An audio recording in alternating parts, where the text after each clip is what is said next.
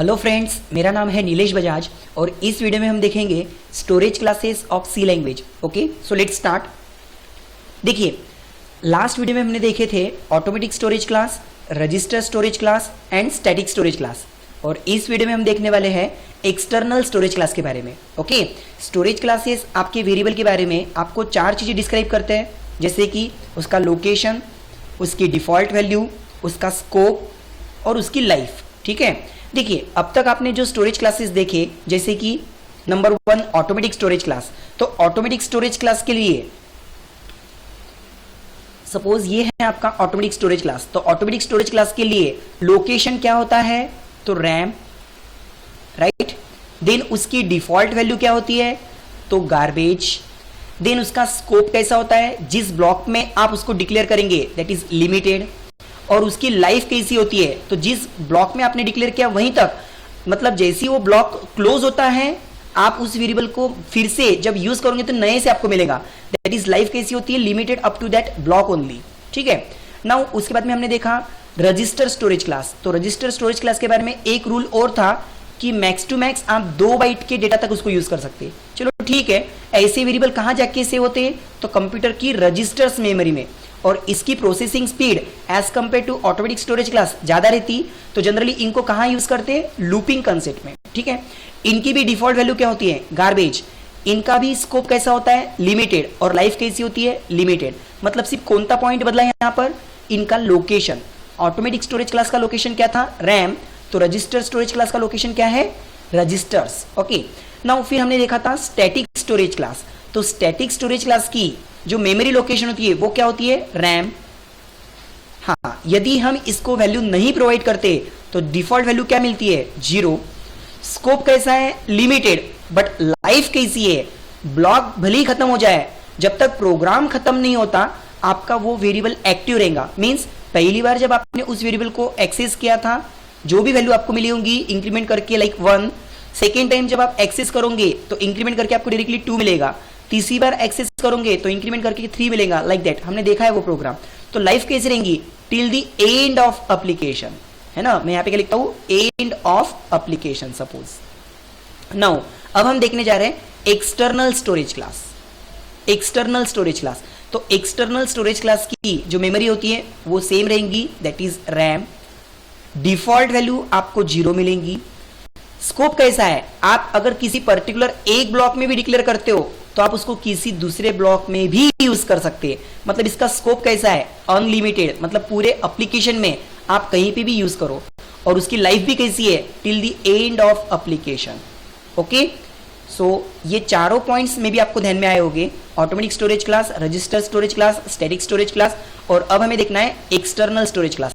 तो पहला पॉइंट कि एक्सटर्नल स्टोरेज क्लास के वेरिएबल कहां मिलेंगे आपको, कंप्यूटर्स की रैम मेमोरी में स्टोर होते हैं। इनकी डिफॉल्ट वैल्यू 0 मिलेगी।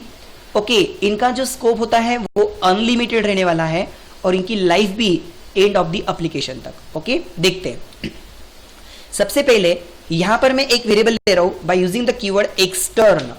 जब हम एक्सटर्न कीवर्ड यूज करके एक आधा वेरिएबल लेंगे तो इसको हम बोलेंगे एक्सटर्नल स्टोरेज क्लास का वेरिएबल। ठीक है, यदि मैं इसको वैल्यू नहीं भी इनिशियलाइज करूं तो बाय डिफॉल्ट ये 0 माना जाएगा, फिर भी ठीक है, मैं इसको पहले से 0 इनिशियलाइज कर देता हूं। अब ये जो वेरिएबल है मैं अपने प्रोग्राम की किसी भी ब्लॉक में यूज कर सकता, जैसे कि फॉर एग्जांपल वॉइड, मैंने यहाँ पे एक फंक्शन बनाया कैलसी, और यहाँ पर डायरेक्टली मैं उसको प्रिंट करने की कोशिश करता हूँ, प्रिंट एफ। मीन्स कहने का मतलब अगर मैं यहाँ पे एक्सटर्नल कीवर्ड नहीं लिखता हूँ और यहाँ पर अगर मैं किसी एक्स को डायरेक्टली प्रिंट करूंगा तो एरर आएगा, यहाँ पर अगर मैं एक्स को प्रिंट करूंगा तो एरर आएगा। बट यहाँ पर by using the extern keyword मैंने एक एक्सटर्नल स्टोरेज क्लास का वेरिएबल लिया जो कि डिक्लेयर तो बाहर है, बट उसको मैं यहां पर भी एक्सेस कर सकता। जैसे मैं यहां पे प्रिंट कर रहा हूं न्यू लाइन पे, value of x is %d, x. Okay, देखिए value of x is %। Okay, अब सपोज कंपाइलर सबसे पहले कहां पर आएगा, मेन फंक्शन में। मेन फंक्शन में हम क्या कर रहे हैं, पहले तो क्लियर स्क्रीन कर रहे हैं, और उसके बाद मैं कौन से फंक्शन को कॉल करना चाहता हूं, कैलसी। जैसे ही आप कैलसी फंक्शन को कॉल करेंगे तो कंपाइलर जो कि एक वेरिएबल बाहर डिक्लेयर है फिर भी उसको यहां पर प्रिंट करेगा। देखिए, ओके, ठीक है।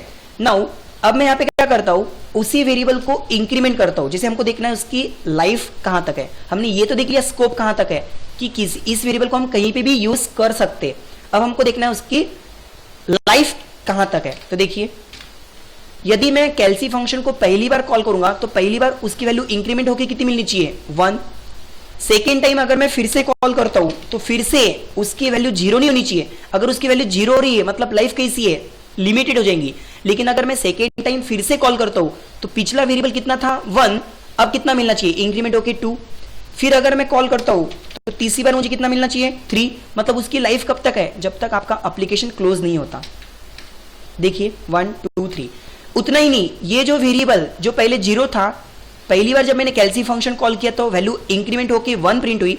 अब मैं उसी वेरिएबल को यहां पर यूज करता हूं, लाइक x इक्वल्स टू 100। मतलब इसका जो स्कोप है वो अनलिमिटेड है, आप किसी भी ब्लॉक में उसको यूज कर सकते हैं।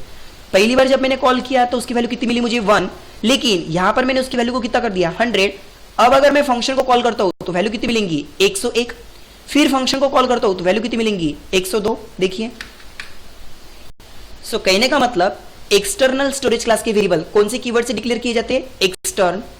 जनरली इसको हम ग्लोबल वेरिएबल भी बोल सकते हैं। ग्लोबल क्यों, क्योंकि ये हर ब्लॉक के आउटसाइड डिक्लेयर किया हुआ है, ताकि ऐसे वेरिएबल किसी भी ब्लॉक में यूज हो सकते हैं। मतलब इनका स्कोप कैसा रहेगा, अनलिमिटेड, किसी भी ब्लॉक में आप इसको यूज कर सकते हैं। इनकी लाइफ भी कैसी है, जब तक पूरा एप्लीकेशन क्लोज नहीं होता आपको वो वैल्यूज देते रहेंगे। ओके, आई होप आपको स्टोरेज क्लास का कंसेप्ट समझ में आया होगा।